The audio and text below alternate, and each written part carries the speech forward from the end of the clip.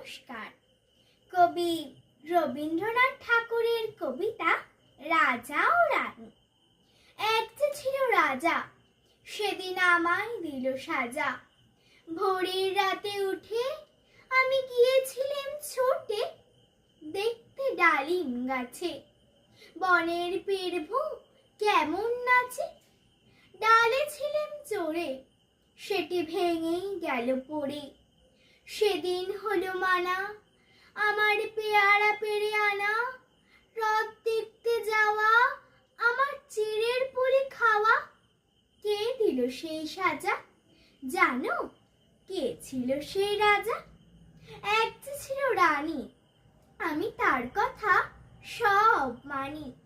সাজার খবর পেয়ে আমায় দেখল কেবল যে, বললে না তো কিছু, কেবল মুক্তি করে নিচু। আপন ঘরে গিয়ে সেদিন রইল আগল দিয়ে, হলো না তার খাওয়া কিংবা রথ দেখতে যাওয়া। নিল আমায় কোলে, সাজার সময় সারা হলে, গলা ভাঙা ভাঙা তার চোখ দুখানি রাঙা।